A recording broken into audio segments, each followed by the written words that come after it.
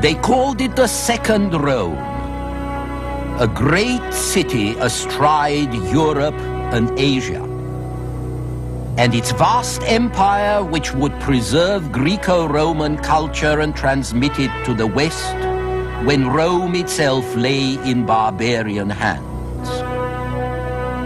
The Byzantine Empire, this time on the Western tradition.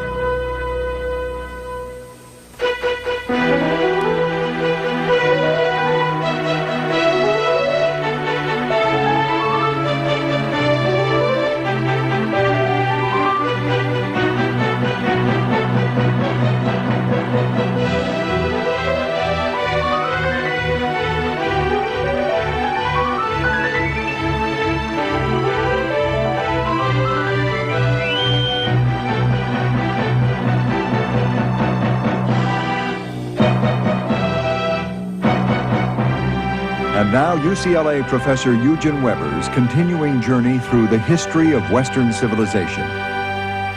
The power of the Western Roman Empire lasted 5 centuries. The power of Babylon and Assyria rather less than that.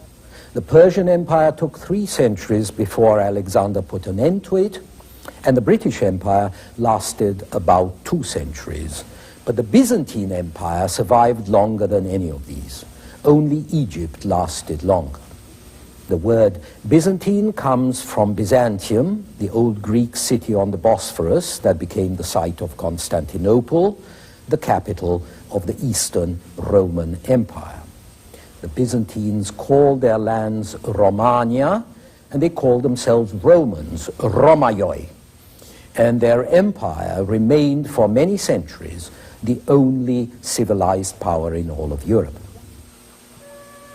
Just as we attribute the creation of the Roman Empire to Augustus, so we can attribute the creation of the Byzantine Empire, which was the Second Rome, to Constantine the Great, who transferred the empire's capital to the city that would bear his name, who made the empire a Christian empire, and the emperor into the anointed of the Lord. The Byzantine Empire copied and preserved much of the classical art and literature and Roman law which we have inherited. And the empire's importance to Eastern Europe is even greater because it was Byzantine missionaries and Byzantine prestige that civilized and Christianized the Eastern Slavs from the Baltic to the Balkans and beyond. For example, this 11th century enamel medallion was made in Georgia, which is now part of the Soviet Union. Constantinople was inaugurated as an imperial capital of the Roman Empire in 330, and it survived until 1453, when the Turkish conquest put an end to one imperial tradition and began another, renaming the city Istanbul. But it was a remarkably long run while it lasted. During this more than 1,000 years, the Byzantines conquered and lost several empires. In the 6th century, a Balkan empire was recaptured from the Goths. A Mediterranean empire was built up after a long, hard-fought war, also against the Goths. And an African empire was reconquered from the Vandals. But the African Empire and much of the Middle East were lost to the Arabs in the 7th century. Most of the Mediterranean Empire was lost about the same time, with the remainder going in the 11th century, and the Balkan Empire was lost and partly regained in the 9th century. The trouble with Constantinople, represented here as a classical figure, was that her tradition was Roman. You can tell this is Rome because of her helmet and military dress.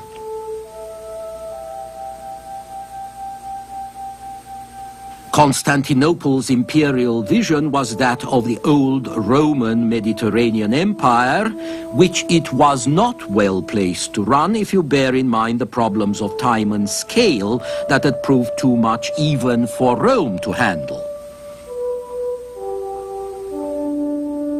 The average ship would take a week or two to cross the Mediterranean from north to south, 15 days from Constantinople to Alexandria. But it could take as much as 2 or 3 months from east to west, for example, from Crete to Carthage or Cadiz. So there were considerable obstacles to the realization of the Byzantines' imperial ambitions. In the 6th century, when the Emperor Justinian, seen here, regained Italy from the Goths and North Africa from Vandals, he exhausted the resources of Byzantium while also ruining Italy's economy and killing a large part of its population. So it was no accident that the Byzantine Empire reached its high point when it became smaller and more defensible between the 8th and 12th centuries. It had survived new waves of barbarian invasions, but equally important, it had lost its outlying possessions to the Arabs and the Slavs and had become more compact. Yet, whatever happened to its outlying empire, Constantinople remained what Paris was, what New York is today. The foremost city of luxury, fashion, and culture, also the city of sin, corruption, and material temptation, all of which, however you look at it, is no mean achievement. The city was built on a high peninsula on the Bosphorus, where Europe comes very close to the Asian shore. Astride both Europe and Asia, Constantinople was a crossroads par excellence. It commanded the route from the Caucasus and the steppes to the Mediterranean, and also the route from the Danube Valley to the Euphrates Valley. The Balkans were its backyard. Asia Minor lay just across the water, and beyond that Syria and Mesopotamia. So Constantinople was perfectly situated to serve as the capital of a realm that bridged East and West, that connected Greco-Roman culture with Christianity and with Oriental civilization. And its history is indeed the bridge that links us with Egypt, which it came to rule, and with Persia, which it fought and finally defeated, and even with Alexander the Great, whose title of Basileus, or royal king, the Byzantines borrowed for their own rulers.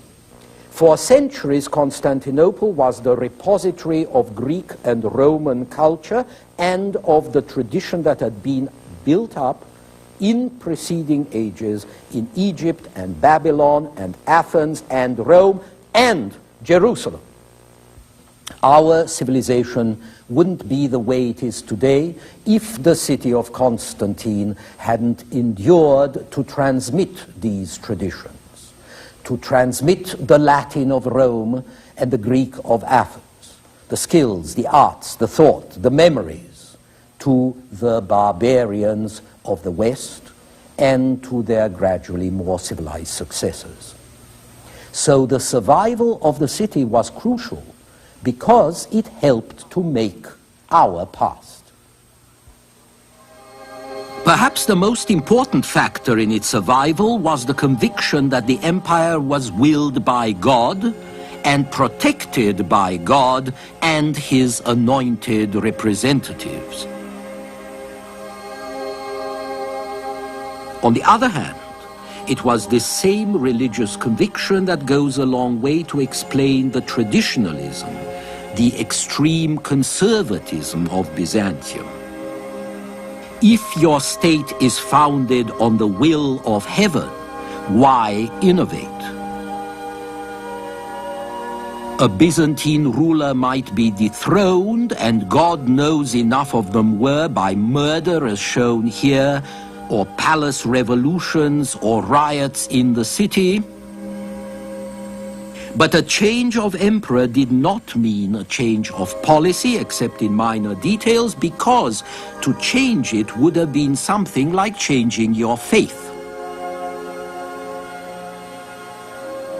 And so, with heaven's approval secure, the Byzantine sovereign and the Byzantine state were both defenders of the faith. The concentration of all authority in the hands of God's representative, like the emperor depicted here, was in itself a great source of strength. In the West, men lived their lives under a lot of different legal systems, tribal law, local law, manorial law, and the law of the central or would-be central state fought a continuous battle for recognition from the countryside, from the provinces, which took centuries and didn't really get settled until quite recent times. Here, for instance, are great landowners from 6th century Italy who were a law unto themselves. But in the East, there was only one law, and that Roman law emanated from a single source, the ruler. Even the decisions of the councils of the church needed the emperor's approval. This is what has been called Caesaro-papism, a political system in which the head of state is also master of the church. And the patriarch, the Bishop of Constantinople, lived in the shadow of the imperial palace.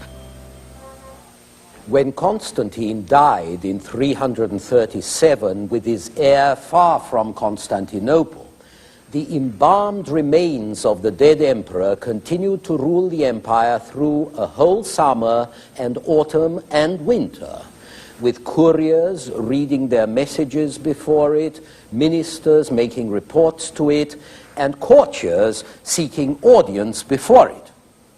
It's important to realize, however, that even this macabre image of a ruling corpse had its roots in a long past. It was simply the triumph of the Hellenistic view of the emperor's lofty position, a view which had developed in the East since the days of Alexander, which the Romans had taken some time to adopt, but which the Emperor Diocletian explicitly claimed in Rome at the end of the 3rd century. And it was very useful, because it lent the Byzantine Empire a sort of authority and stability that the old unified empire never had. It did not matter anymore whether the emperor was elected, or if he was born to the purple, or if he seized power, because his throne rested upon more solid foundations than worldly processes could ensure. He was the anointed of the Lord, chosen from birth to fulfill the will of heaven. And since Byzantines believed that promotion to rule came solely from God, the imperial throne was open to everybody, peasant and noble, to scholars and to unlearned men, the only condition being that the ruler should be an Orthodox Christian. Leo I in the 5th century had been a butcher. People in Constantinople used to point out the stall where he and his wife had sold meat. Justin I in the 6th century was a poor swineherd from the countryside who first appeared in the capital with bare feet and a pack on his back. And then one day his nephew left the family village to join him. His name was Justinian, and he became emperor in 527. Phocas, who ruled in the 7th century, was a simple centurion. Leo III in the 8th century was an odd job man.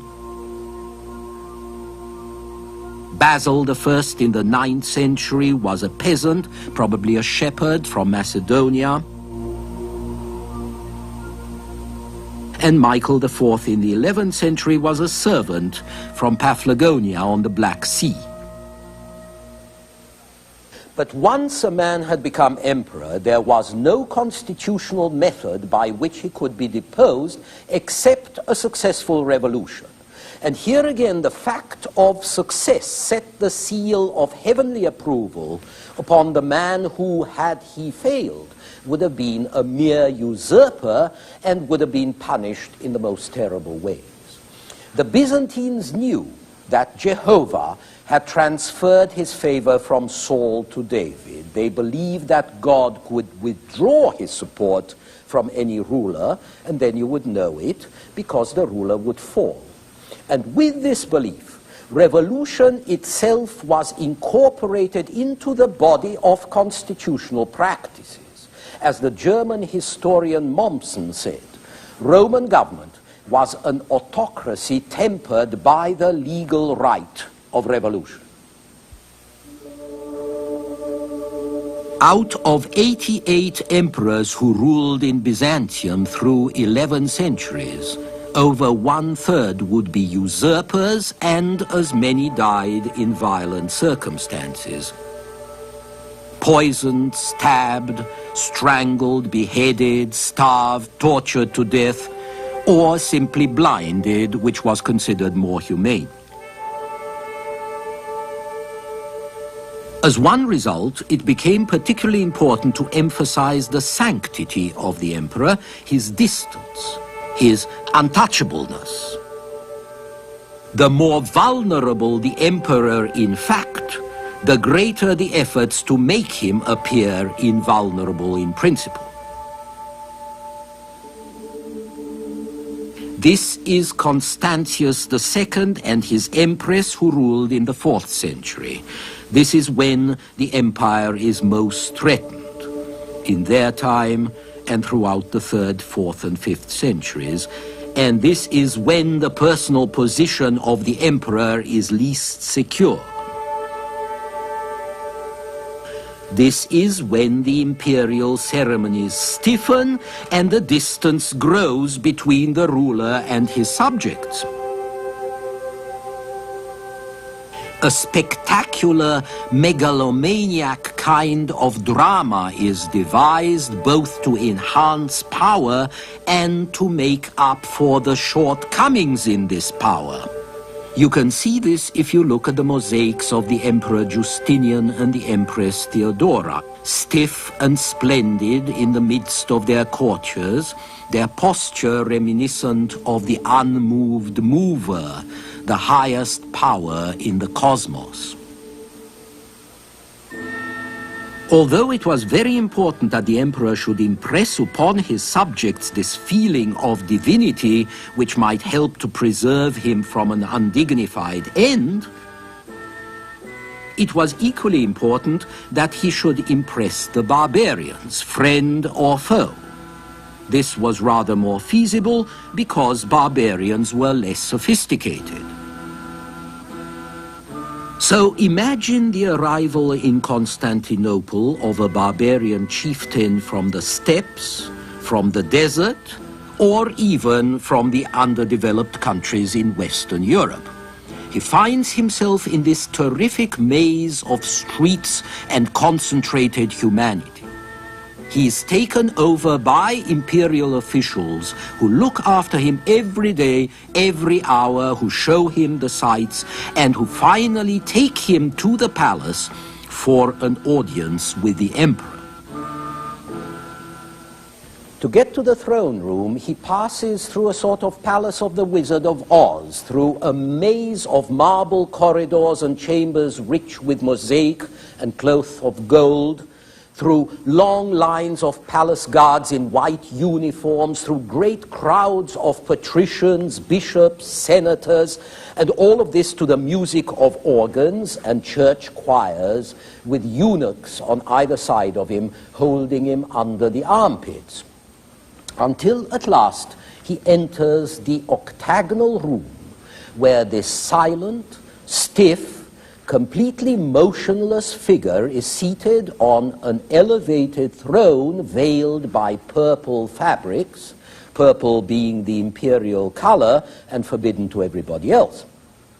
The furniture of the room is very strange. There are golden lions, golden griffins, golden birds perched on golden trees, rather like a sort of glorified mechanical toy store gone wild. And all of this is set in motion by the chieftain's entrance. The animals open their mouths, the birds open their beaks and sing, the griffins whistle, the lions roar and thrash their tails, and meanwhile the visitor has to prostrate himself. And when he gets up, he cannot see either the emperor or the throne. Finally, he discovers that the throne has somehow risen way up, and the emperor is still sitting on it, stiff, painted, but now wearing another costume than the one he had apparently been wearing a moment before, and certainly too far away to hold a conversation. The man is not just impressed, he is befuddled. He is dominated by all this splendor. He agrees to fight for the Roman Christ and for the empire. He will be kept happy by presents, honors, subsidies. He may be given a Byzantine princess in marriage.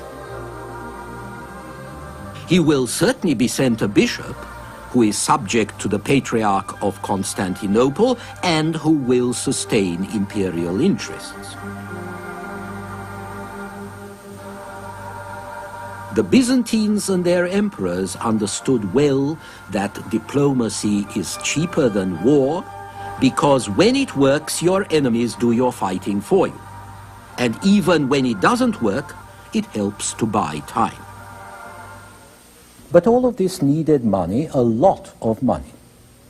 In the 3rd century, remember, the imperial administration of the United Empire pretty much broke down. Inflation sent prices rocketing sky high, and the economy of the empire threatened to regress into a system of barter.